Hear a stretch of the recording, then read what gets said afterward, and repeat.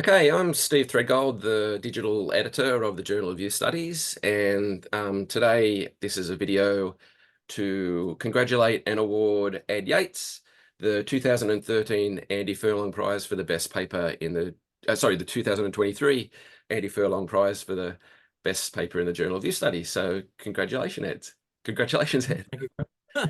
Thank you very much, Steve. So we're just going to have a little bit of a chat about your work and the paper, and I'll ask you some questions. So, look, can you start off by maybe telling us what your relationship is with youth studies? Yeah, absolutely. So my background was originally studying politics. Then I went to look at political economy, specifically the political economy of work and employment. And when I was starting off my PhD, one of my old lecturers said, "Oh, study what you know." So I thought, "Oh well, I'll have a look at young people." And this was when I graduated in 2010, which was around the time of the great financial crisis. A very poor time to be a young person and graduating. So that really Yep. piqued my interest in working conditions for young people. And ever since then, I've been exploring things for young people and young workers in quite a few different ways. Okay. And your paper engages with some debates that's been happening in the journal. So, yeah, can you tell us a little bit about what you think of those and what your contribution is to those?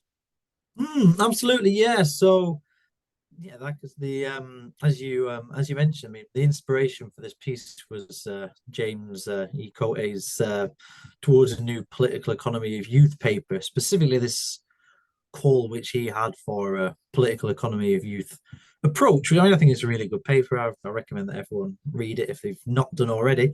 Um, and this paper in particular, it was this phrase, the political economy of youth, Yep. and I really wanted to develop this idea further and explore exactly, what type of political economy was being looked at here. So, I mean, political economy gets used sometimes to talk about the material conditions of things, but there's all these different schools and flavors of political economy. So this was my in really into the topic. How can we engage with this a little bit further? How can we develop James's ideas? How can we expand them, and how can we build upon those?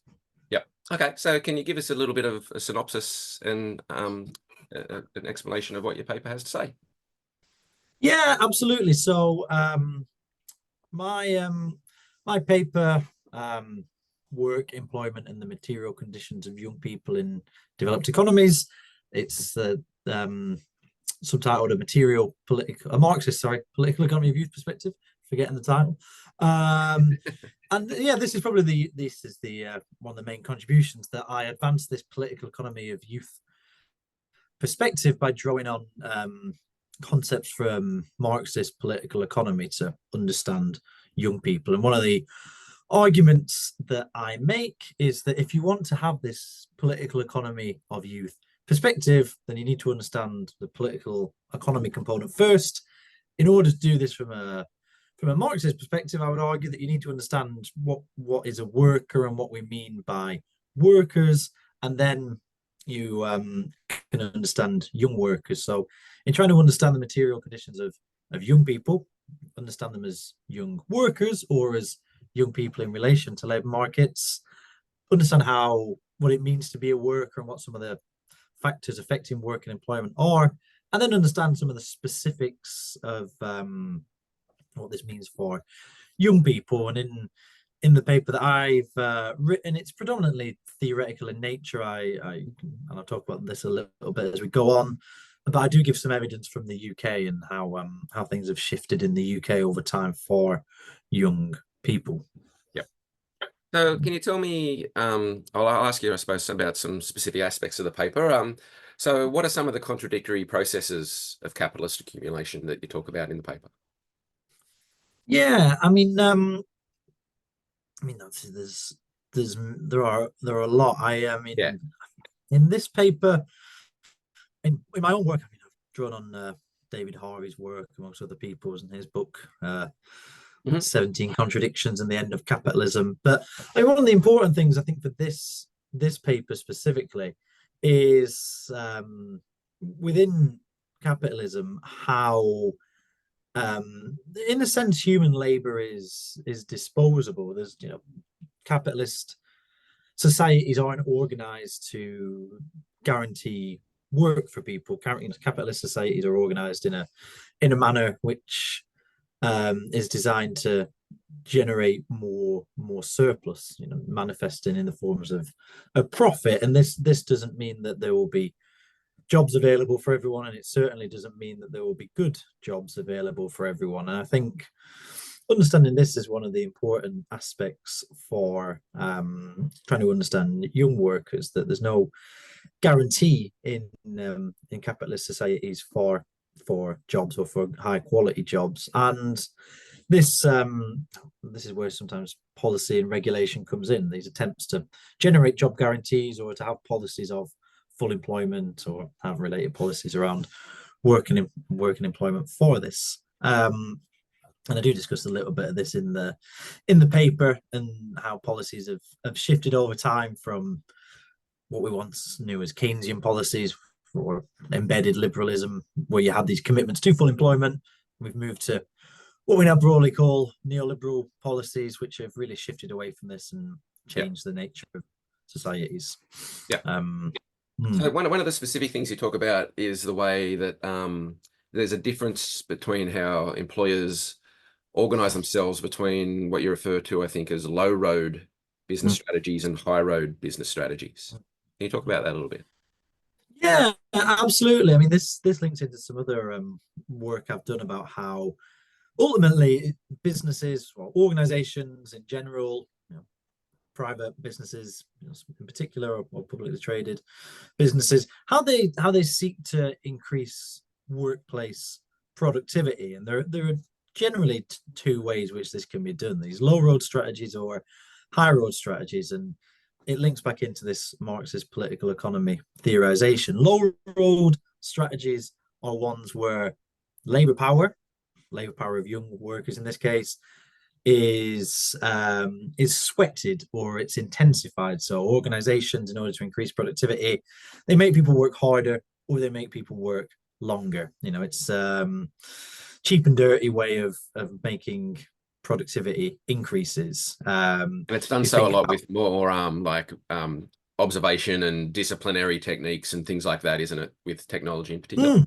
Yeah, absolutely. So, I mean, if you think about some of the sectors or the occupations where young people in advanced economies are more likely to be working in, retail, hospitality, take call centers as a classic example. Yeah, you get people working faster through managerial discipline, use technology to monitor their calls, monitor their rate of work, and so forth.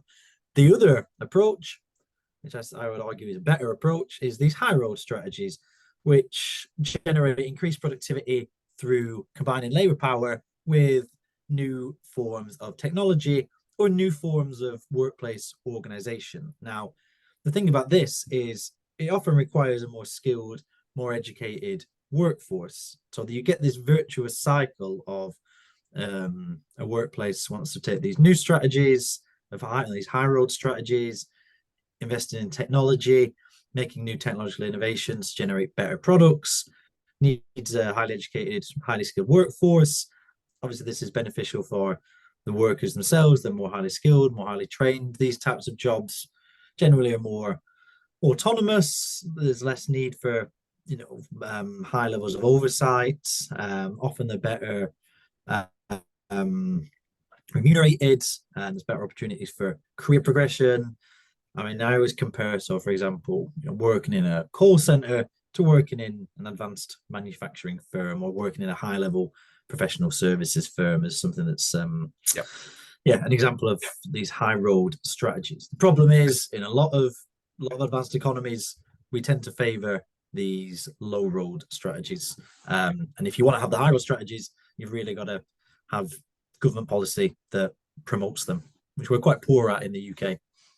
Yeah, and I think that's probably the case across the Western world, in particularly the US and Australia and places like that. Maybe not so much in Scandinavian countries, as I think you've pointed out as well. Yeah.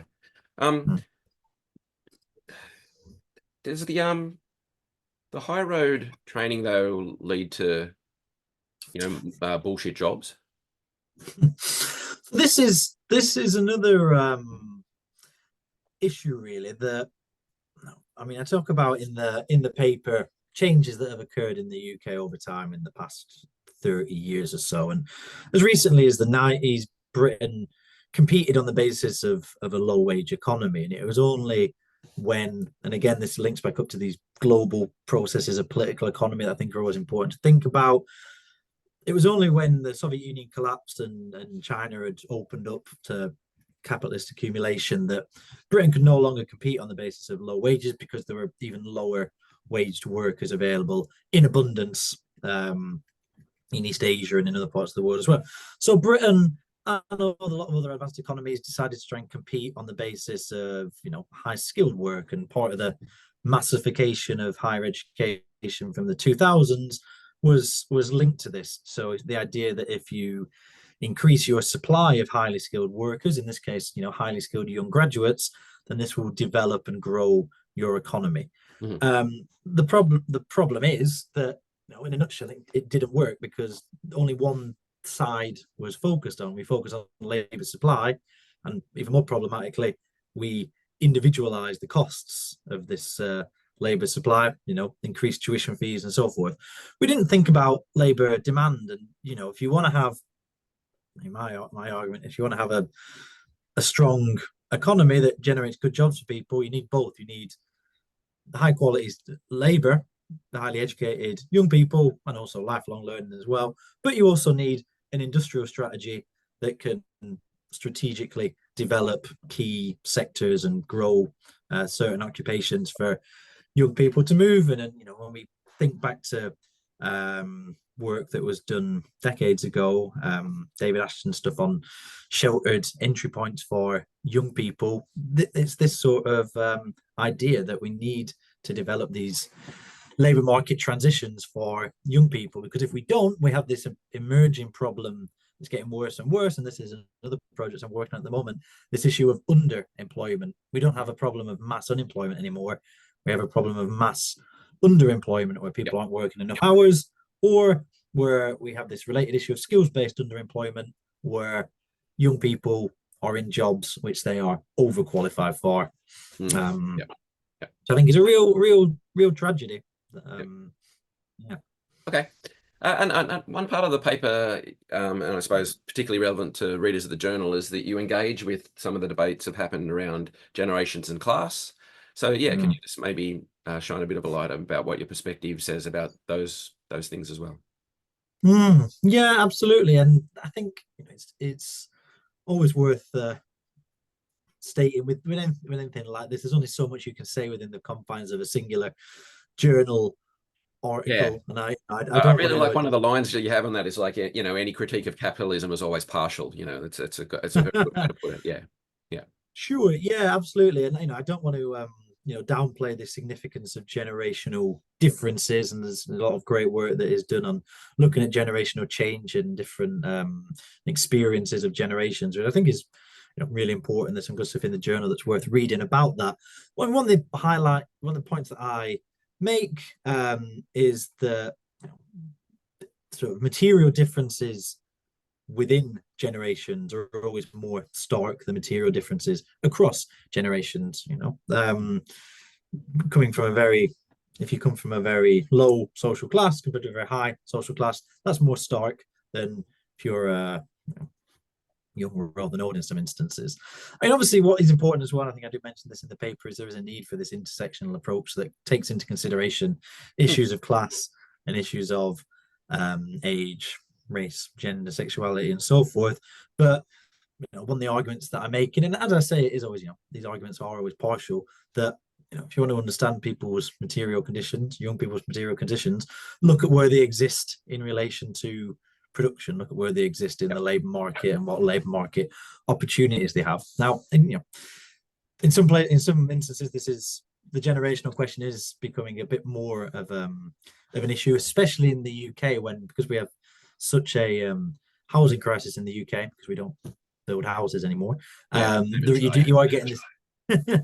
We are getting this intergenerational problem with assets and things like this, which is something to consider more.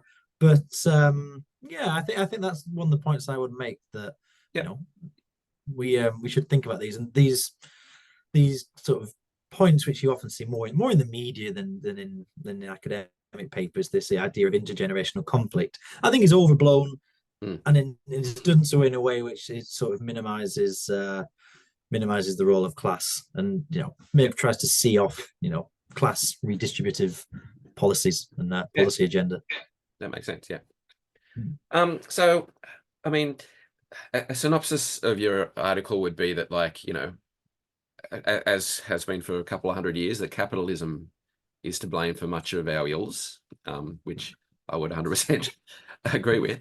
But also, there's a lot of kind of interesting work. I'm moving away from your paper specifically here. I'm thinking about how your perspective can maybe say some stuff about this kind of thing. There's all those kind of different labels given to capitalism, and whether it's casino capitalism and algorithm capitalism and all this kind of stuff in recent times. There's also, risk society and all that kind of thing. But someone like Mackenzie Walk, for instance, who in Capital is Dead, kind of asked the question as something like, what if we no longer live in capitalism, we've moved on to something worse? What do you think is happening in terms of the developments of the problems that you've described in the paper, and particularly how Mm. this kind of correlates to, um, you know, some real problems that are developing around, climate, environment, but also technology and algorithms and stuff like that. Where do you see this kind of stuff moving? Sure. Yeah, no, that's a really good question. I'm not familiar with this capital is dead argument. I mean, I've heard other arguments that capitalism as a global system is now only just beginning, now that every country is finally enmeshed into this global Hmm. technological system of accumulation, that we're only at the almost at the start of global capitalism, which is Yeah. interesting in its own Well, right. at I the mean, same one of time, others are kind of arguing we're moving to some kind of neo-feudalism in terms of that the, divide as well. Yeah. sure, and in some respects, I'd probably lean more in towards in that argument. I think the work of people like Brett Christophers, Hmm. who doesn't look at young people per se, but whose work is very good, Yep.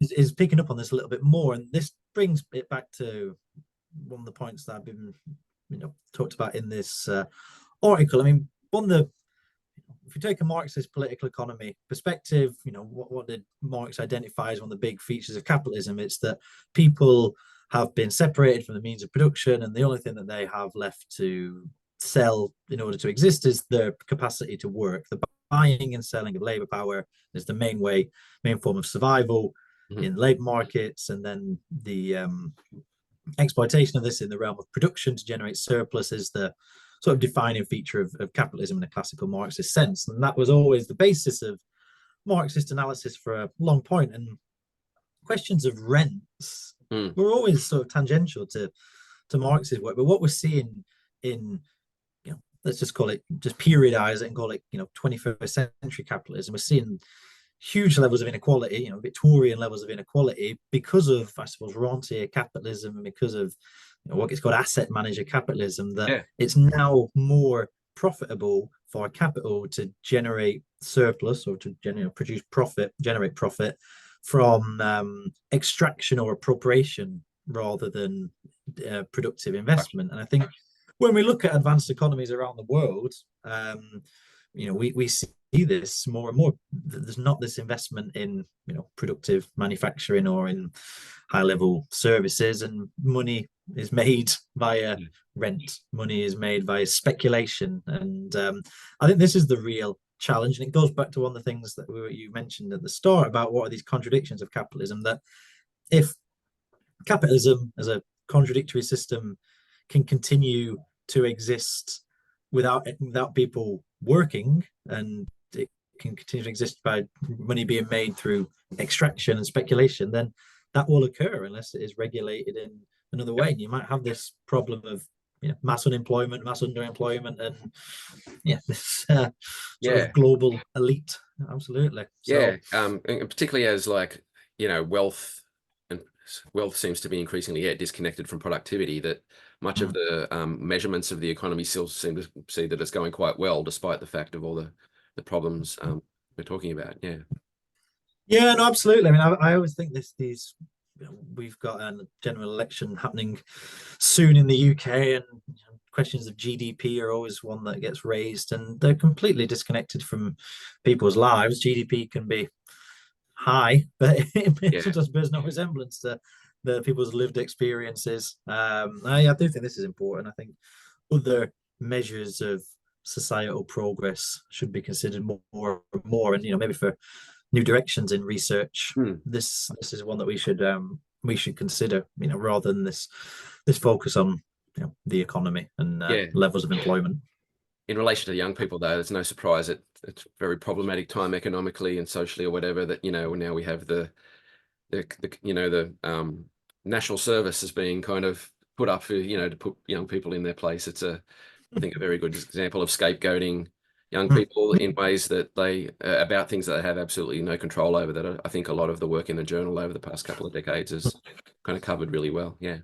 Well, absolutely, yeah. I mean, I think your own work in particular, talking about what is the object of youth study, and Yeah. what youth as moral panic, I think, Mm. is always one that we have here. Or going back to this intersectional lens, which marginalized groups can we target, Mm. when things are bad or when a general Yeah. election is looming. National service suggestions are real bottom of the barrel politics. Absolutely. Yeah. It's absolutely stunning. Yeah. Hmm. Yeah. Okay. Well, thanks a lot for your time. And once again, congratulations on winning the inaugural Andy Furlong Award. It's really great. Andy's obviously the founder of the journal, and someone that many of us that are involved in the journal we're close to and we're friends with, and so we've made the award in honor of him. So it's really great for us to be able to kind of give this out for the first time. You're also the first person, I think, that's going to be on our new YouTube channel. So I'll be putting that up shortly. And once again, congratulations. Thank you very much, Steve. Thank you.